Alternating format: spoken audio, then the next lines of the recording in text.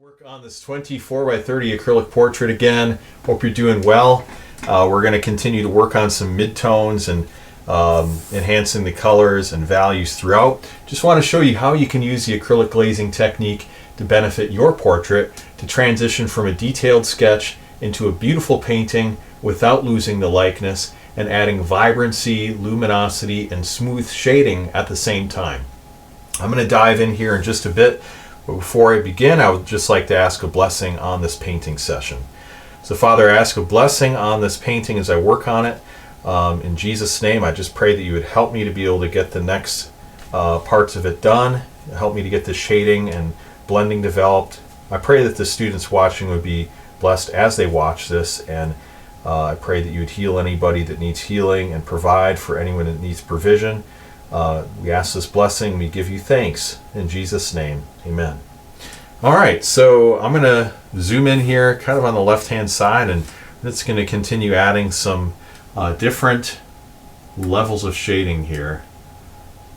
And the painting, we just kind of work everything all at once in stages and just kind of develop it from very faded looking to more vibrant and having more depth, layer by layer. So I have some matte medium here, and this is clear acrylic that you can use. I use Nova Color. I just put it in a Liquitex container, and it dries crystal clear. So that's what I like about it. It makes the paint very fluid, and there's not a lot of texture to get in the way of your detail. Okay, so let's take some raw sienna, and we're just going to enhance the skin tones a little bit. We'll mix that with some matte medium. Now, raw sienna is an excellent color for skin tones when you mix it with matte medium to make it translucent. By itself, it would be a little too strong, but it works well when it's applied as a glaze. And a glaze is basically just acrylic paint thinned or made translucent with matte medium or some kind of a medium and applied in layers. That's all a glaze is. Of course, the old masters used glazes, and they had oil mediums of various kinds to make their paint translucent. We're just doing a similar thing here with acrylic. So I'm applying a glaze then over some of these areas. You can see how it's warming it up. Applying it over this woman here, but I'm trying to, again, preserve the luminosity. And when I say preserve the luminosity, that means I'm always thinking not only of color, but of value as well. And value is always more important than color. So never forget that. Because a lot of artists really want to get skin tones down, but they are neglecting form and value. And if you can get form and value down, you could theoretically do a black and white painting, and it would still look really good even though it doesn't have color. All right, but if you have the perfect skin tone, you got just the right tint of reds and yellows and browns, and it's so natural looking, and it would even match what you see in my hand. If you didn't have the sense of value or form, it would all be for nothing. So skin tones are kind of like the ice cream on top of the pie, or the cherry on top of the sundae. We're just again wanting to keep in mind these values. So when I say that, you can look at the reference photo and you can see, for example, the contrast. You can see how the foreheads are much lighter than the rest of the face. So when I actually apply a glaze, I don't apply it to that forehead. I literally just leave that top part white. And eventually, yeah, it'll get some color, but not until I have these other areas built up. And again, I'm trying to really keep those areas light and sculpt the form. Now, some of these people, their skin tones are just a bit different. They're not quite as yellowish, so that's something I need to keep in mind as well. But just to keep things simple, I'm going to use the same color, and later on I'll dial in the exact skin tone that I need. Some people are more tanned and some are more pale. But I'm just going to use this raw sienna for now.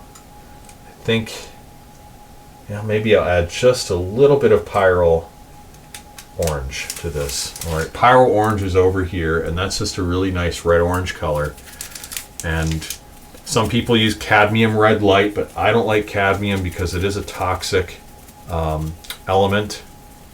So I try to not have toxic pigments in my paint, and I just use something that works instead. So now I mix a little bit of this Pyro Orange, and you can see the color, right? It's a little bit more pink there. As we just add that little bit of red, swirled it around into the matte medium, which again looks kind of milky white, but it does dry crystal clear. And I'm going to keep on applying it on these faces. If I use just raw sienna alone, it's going to be a little too yellowish for some of these skin tones, and so I have to be careful not to overdo it in some of those areas. Alright, so I'm going to zoom in a little bit and just try to really focus on these faces so you can see them here. Just got done adding a little glaze there, and we'll add a glaze right here on this little boy's face. And I do go very light at first, but eventually it gets darker and darker, and as we apply more glazes, I actually make them a little more opaque. So I'm using a little less matte medium and more pigment. Now, some people ask questions, can you use gel medium? Can you use gloss medium? Can you use retardant mediums, or just various kinds of mediums other than matte medium? Well, yeah, you can in theory. However, matte medium, I found from experience, works the best because it dries very flat. And in the past, when I've used satin mediums or gloss mediums, the glare for my lights reflects off the paint, and I really can't see what I'm doing. The other thing too is that any areas that are glossier are a little bit darker in value, and that's just the way varnishes and gloss mediums work. So you really can't see how dark you're painting it until the very end. So just to make things simple, I use a matte medium, then I varnish the painting with a satin varnish, and that brings out more of the depth of the color and makes the darker values a little more robust. So that's just a little side note for you to keep in mind. I would definitely recommend using matte medium for your painting, and I do recommend Nova Color. I am an affiliate now, so if you purchase through my affiliate link, which I should have in this video here, I get a little bit of a commission from that sale. It doesn't change your price, but it does help support what I do here on this channel and in Realistic Acrylic Portrait School. So just wanted to let you know about that.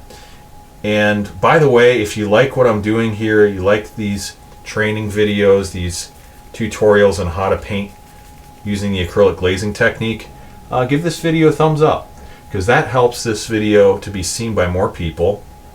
That's the way YouTube's algorithm works.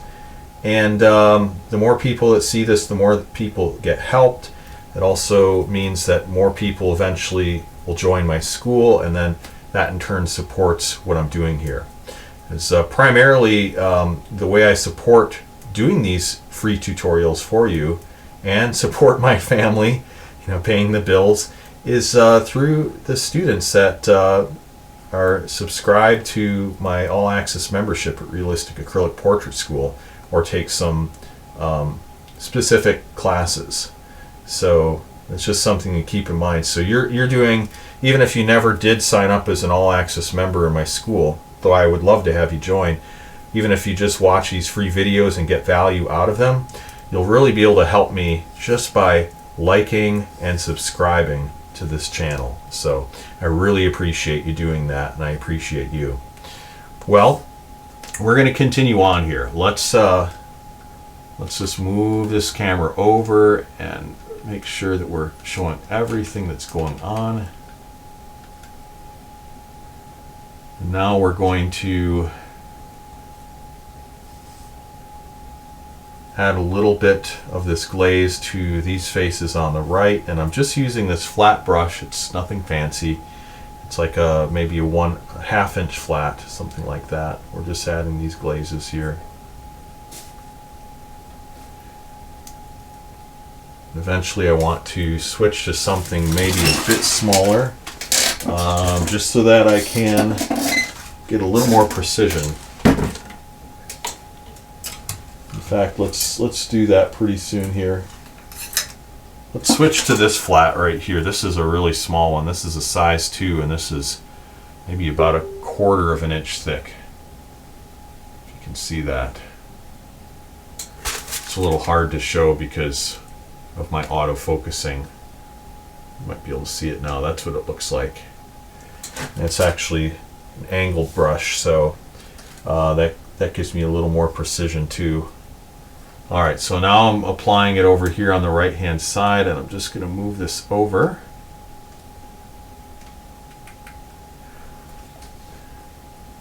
To add a little bit of a glaze to the top. And then I want to darken this glaze on this woman's face as well. Just get that in.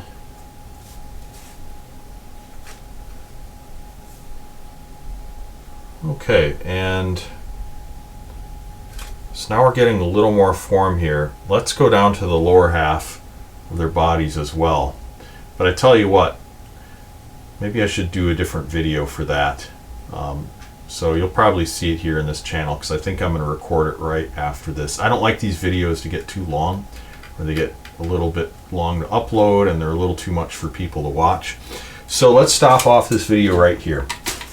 And again, I hope you can see the benefits of using the acrylic glazing technique.